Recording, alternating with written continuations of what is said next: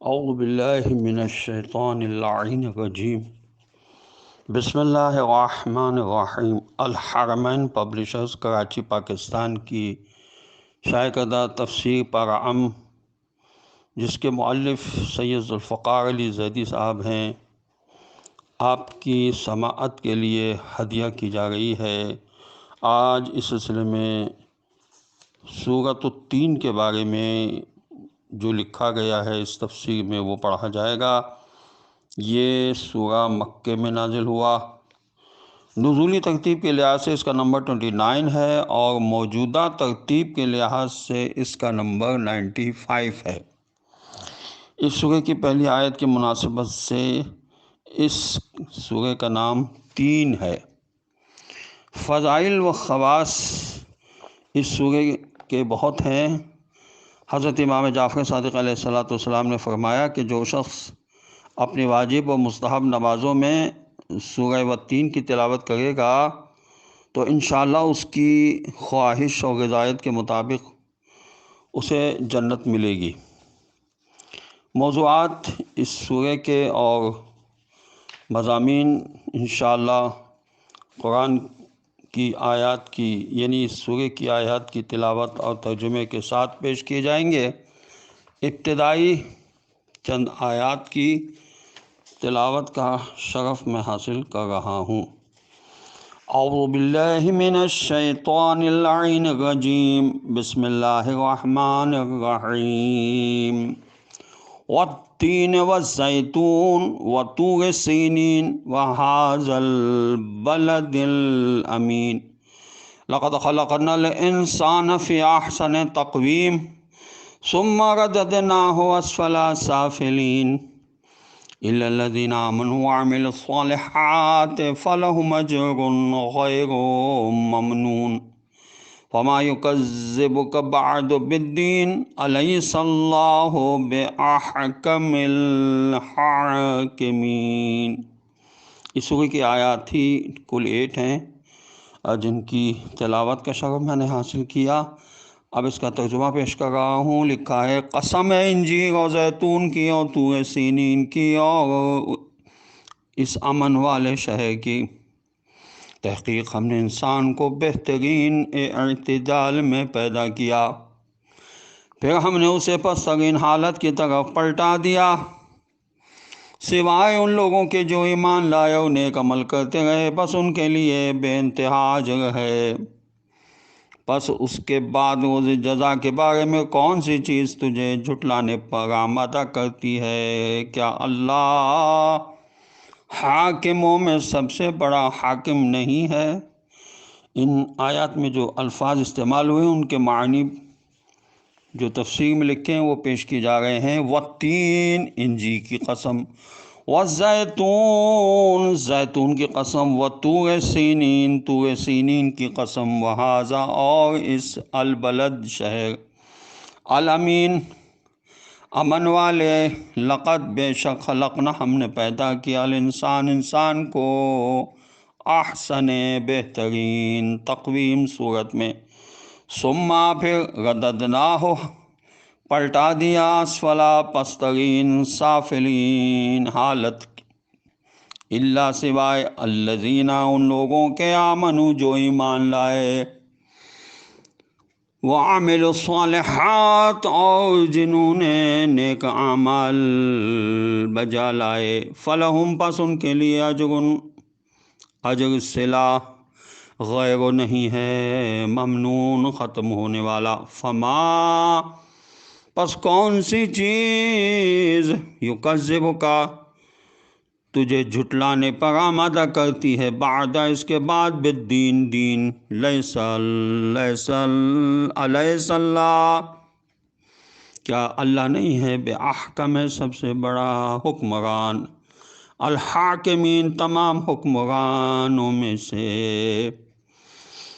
والتین والزیتون وطور سینین وہذا البلد الامین قسم انجیر کی اور زیتون کی اور اس سے امن والے شہر کی۔ انجیر مفسرین نے ان دونوں پھلوں کے لیے طبی اور غذائی فوائد پر مبنی روایات بھی بیان کی ہیں، جیسا کہ حضور اکرم صلی اللہ علیہ وسلم نے حضرت ابو ذر سے فرمایا اگر میں یہ کہنا چاہوں کہ کوئی پھل جنت سے نازل ہوا ہے تو پھر یہ کہوں گا کہ وہ انجیر ہی ہے، کیونکہ جنت کے پھلوں میں گٹلی نہیں ہوتی۔ تم انجیر کھاؤ، یہ بواسیر کا خاتمہ کرتا ہے اور نقرس، گھٹیا اور جوڑوں کے درد میں فائدہ پہنچاتا ہے۔ زیتون ایک درخت کا پھل ہے اور اس سے تیل حاصل کیا جاتا ہے۔ قرآن کریم میں اسے شجرہ مبارکہ کے نام سے یاد کیا ہے۔ اسی سورہ مبارکہ میں دوسری قسم اس پھل کی کھائی ہے۔ اس پھل میں کسی بڑے عجیب حیاتی فوائد پائے جاتے ہیں۔ زیتون کے فوائد کے لیے ہم ایک ماہر کے مضمون کا خلاصہ پیش کرتے ہیں تاکہ قارئین کو اس کے فوائد سے آگاہی حاصل ہو۔ زیتون یعنی نقص، گھٹیا کا درد، شریانوں کی سختی، بلڈ پریشر اور اعصابی دردوں کے لیے معجزے سے کم نہیں۔ قرآن کریم میں اللہ تعالیٰ نے دوسرے تمام پھلوں میں سے صرف 2 پھلوں کی قسم کھائی ہے اور ہمیں ان دونوں پھلوں کی اہمیت کی طرف متوجہ کیا ہے کہ ہم بھی ان 2 اہم پھلوں سے استفادہ کریں۔ جب نقص خون میں پائے جانے والے ایسڈ کی زیادتی اور خون میں چربی کی زیادتی، کولیسٹرول، ہائی بلڈ پریشر اور خون میں فاسد مواد کی زیادتی اور شریانوں کی سختی پر تحقیق کی گئی تو ثابت ہوا کہ ان تمام بیماریوں اور غذا کی کمی، یہ تمام بیماریاں غذا کی کمی سے پیدا ہوتی ہیں اور ان کے علاج کرنے میں بھی غذائی مواد سے استفادہ کیا جا سکتا ہے۔ وَطُورِ سِینِینَ وَهَٰذَا الْبَلَدِ الْأَمِینِ، اور قسم ہے طور سینین کی اور اس مامون و محفوظ شہر مکہ کی۔ ہم اس حقیقت سے آگاہ ہیں کہ قرآن کریم نے جو اس مقام کو تقدس کا درجہ دیا ہے، یہاں پروردگار کی طرف سے کوئی اہم فیصلہ ہوا ہو، کوہ طور کی عظمت اور تقدس ان اہم واقعات کی وجہ سے ہے جو حضرت موسیٰ علیہ السلام کو پیش آئے۔ وادی سینا کے پہاڑ طور پر حضرت موسیٰ علیہ السلام کی جد و جہد سے لبریز زندگی کا مطالعہ کریں تو پتہ چلے گا کہ خدا نے اس پہاڑ کی قسم کیوں کھائی ہے۔ ہم آپ علیہ السلام کی زندگی کے صرف ایک پہلو کی طرف اشارہ کرتے ہیں کہ حضرت موسیٰ علیہ السلام کی زندگی کے درخشاں پہلو کا آغاز طور سینا کی مقدس سرزمین سے شروع ہوا، جس کا تعلق وحی خداوندی سے ہے جو ان پر نازل ہوئی۔ حضرت موسیٰ علیہ السلام کی جوانی کا زمانہ تو فرعون کے محل میں بڑی ناز و نعمت کے ساتھ گزرا، پھر ایک واقعہ یعنی ایک قبطی کے قتل کی وجہ سے مصر کو چھوڑنا پڑا اور آپ چھپتے چھپاتے مدائن جا پہنچے۔ خدا کی تدبیر آپ علیہ السلام کو حضرت شعیب علیہ السلام کے گھر لے آئی اور آپ علیہ السلام کی شادی حضرت شعیب علیہ السلام کی صاحبزادی حضرت صفورہ کے ساتھ ہو گئی۔ حق میں یہ طے پایا تھا کہ آپ 8 یا بقول 10 برس تک حضرت شعیب علیہ السلام کی خدمت کریں گے۔ آپ علیہ السلام نے حسب وعدہ مدت تک خدمت پوری کی اور اس کے بعد اپنی بیوی بچوں کو لے کر اپنے آبائی وطن مصر کی طرف روانہ ہوئے۔ دوران سفر رات ہو گئی، ٹھنڈ بڑھ گئی تھی۔ حضرت موسیٰ علیہ السلام کو دور سے کچھ روشنی نظر آئی تو بیوی بچوں سے فرمایا کہ تم لوگ یہاں ٹھہرے رہو، میں وہاں جا کر راستہ معلوم کروں گا اور تم لوگوں کے لیے آگ لے آؤں گا تاکہ تم سردی سے بچو۔ الغرض آپ علیہ السلام اس آگ کے قریب پہنچے تو درخت سے آواز آئی، موسیٰ میں تمہارا رب ہوں فاخلع نعلیک۔ غیر اللہ کا خیال دل سے نکال دو، تم مقام طور پر ہو اور اپنے رب کا تقرب حاصل کر چکے ہو، میں نے تمہیں اپنی رسالت کے لیے چنا ہے۔ اس کے بعد اللہ تعالیٰ نے انہیں عصا اور ید بیضاء کے 2 معجزے عطا کیے اور آپ علیہ السلام کو فرعون اور اس کی قوم کے پاس تبلیغ کے لیے روانہ کیا۔ حضرت موسیٰ علیہ السلام نے بنی اسرائیل کو بتا دیا کہ اللہ تعالیٰ فرعون کو اس کی سرکشی کی وجہ سے ہلاک کر دے گا اور تمہاری ہدایت کے لیے کتاب نازل کرے گا۔ فرعون کی ہلاکت کے بعد آپ علیہ السلام نے کتاب کے نازل کرنے کی درخواست کی۔ حکم ہوا کہ 30 دن کوہ طور میں آ کر عبادت کریں، روزے رکھیں۔ بعد میں 10 دن کا اضافہ ہوا، 40 دن کے بعد خدا نے آپ علیہ السلام کو توریت عطا کی۔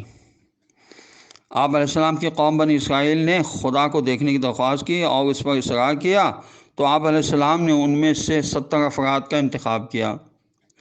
یہ لوگ طور پر آئے تو آپ علیہ السلام نے تجلی کی درخواست کی، 70 افراد مر گئے اور حضرت موسیٰ علیہ السلام بے ہوش ہو گئے۔ یہ سارا واقعہ اسی وادی سینا و کوہ طور سے مربوط ہے۔ طور سینا کی سرزمین حضرت موسیٰ علیہ السلام کے لیے مقام وحی تھی۔ اسی وجہ سے اللہ تعالیٰ نے قرآن کریم میں 2 مقامات پر اس سرزمین کی قسم کھائی ہے۔ سورہ طور کی پہلی آیت وَالطور، طور کی قسم، اور دوسری سورہ 3 میں وَطُورِ سِینِینَ، وادی سینا کے پہاڑ طور کی قسم، وَہَٰذَا الْبَلَدِ الْأَمِینِ، اور قسم ہے اس امن والے شہر کی۔ اس میں شہر سے مراد مکہ مکرمہ ہے، اور تمام مفسرین کا اس میں اتفاق ہے، جہاں داخل ہونے والے کو زمانے جاہلیت میں بھی امن ملتا تھا کہ اگر کوئی مجرم بھی حرم میں داخل ہو جاتا تو حرم میں موجود ہونے تک اس کو امن ملتا تھا۔ لَقَدْ خَلَقْنَا الْإِنسَانَ فِي أَحْسَنِ تَقْوِيمٍ ثُمَّ رَدَدْنَاهُ أَسْفَلَ سَافِلِينَ، بے شک انسان کو ہم نے بہترین صورت میں پیدا کیا اور پھر ہم نے اسے پسترین حالت کی طرف پلٹا دیا۔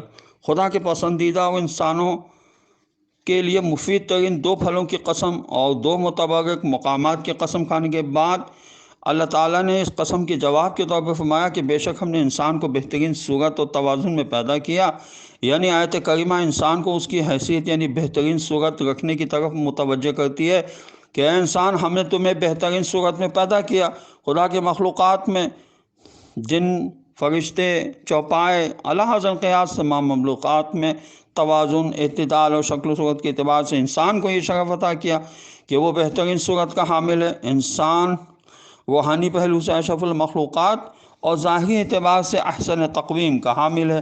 ان چاروں قسموں کے بعد خداوند عالم نے اسے دی ہوئی اسی نعمت کی طرف متوجہ کیا اور اس کے بعد اسے پسترین حالت کی طرف لوٹانے کا ذکر کیا ہے۔ احسن تقویم کے ضمن میں مفتی شفیع نے معارف القرآن میں صحیح مسلم اور بخاری کی روایت کو بیان کیا ہے کہ ان اللہ خلق آدم علی صورتہ، یعنی اللہ تعالیٰ نے حضرت آدم علیہ السلام کو اپنی صورت میں پیدا کیا، اور مراد اس سے یہی ہے کہ اللہ تعالیٰ کی بعض صفات میں سے کوئی درجہ اس کو بھی دیا گیا، ورنہ تعالیٰ ہر قسم کی شکل و صورت سے بری ہے۔ یہ تفسیر معارف القرآن کو ملاحظہ کیا جا سکتا ہے، جلد 8 صفحہ 775۔ لقد خلقنا الانسان فی احسن تقویم کی آیت کے بعد ارشاد ہوا ثم رددناہ اسفل سافلین۔ اس جملے میں سابقہ آیت کے مقابل بھی بتایا گیا ہے جس طرح انسان ابتدا اور اپنے شباب میں آرام مخلوقات سے بڑھ کر، یعنی تمام مخلوقات سے بڑھ کر حسین، معتدل، متناسب تھا، لیکن آخر میں اس پر ایسا دور بھی آ جاتا ہے کہ وہ بد سے بدتر شکل اور برے سے برا ہو جاتا ہے، جو اس کے جسمانی اعتبار سے بتلائی گئی ہے کہ شباب ڈھلنے کے بعد اس کی شکل و صورت میں تبدیلی آ جاتی ہے، بڑھاپا اس کا رنگ و روپ بدل ڈالتا ہے اور معذور، بیکار اور دوسروں پر بار بن جاتا ہے۔ جواب قسم کی دونوں آیات کی تفسیر کے بارے میں یہاں پر آیت اللہ محسن علی نجفی کی تفسیر الکوثر سے ایک اقتباس پیش کرتے ہیں۔ لقد خلقنا الانسان فی احسن تقویم، بتحقیق ہم نے انسان کو بہترین اعتدال میں پیدا کیا۔ انجیر اور زیتون کا انسان کی مادی ساخت و بافت میں اہم کردار ہے، اور طور سینا اور مکہ کا انسان کی روحانی تربیت میں اور ارتقاء میں خاص کردار ہے۔ ان کی قسم کھا کر فرمایا ہم نے انسان کو بہترین اعتدال میں پیدا کیا، اور اس کائنات میں اللہ کا عظیم معجزہ انسان ہے جس کی تخلیق بخود اللہ تعالیٰ کو ناز ہے۔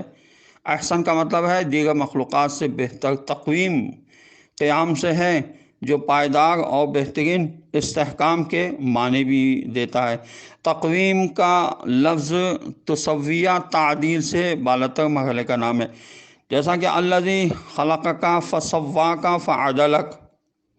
سورہ انفطار کی آیت نمبر 7 نے فرمایا یعنی تخلیق مراحل میں بہتر ترکیب اور اعتدال میں لانے کے بعد جب انسان کو عقل و استعداد اور ارتقاء و تکامل کے اہل بنایا تو احسن تقویم کا مرحلہ آ گیا۔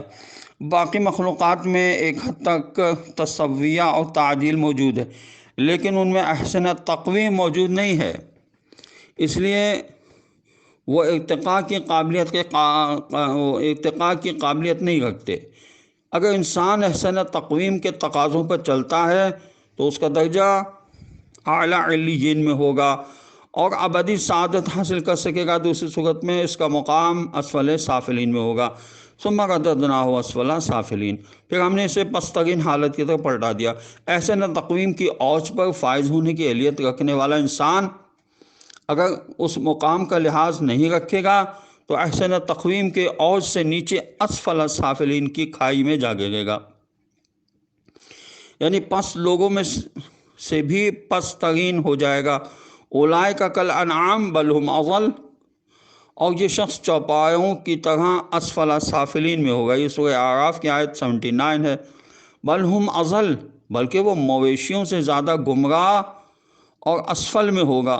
جانور کو اللہ تعالیٰ نے احسن تقویم میں خلق نہیں کیا، انہیں مکلف نہیں بنایا، مگر انسان کو عقل و شعور، استعداد و قابلیت کے اعلیٰ علیین پر فائز کیا، اور فرشتوں سے آگے جانے کی صلاحیت ان میں ودیت فرمائی تھی۔ لیکن عملاً یہ شخص بے عقل، بے صلاحیت حیوانات سے بھی بدتر مقام کو اختیار کرتا ہے۔ الا الذین آمنوا وعملوا الصالحات فلہم اجر غیر ممنون، سوائے ان لوگوں کے جو ایمان لائے اور نیک عمل کرتے رہے، بس ان کے لیے بے انتہا اجر ہے۔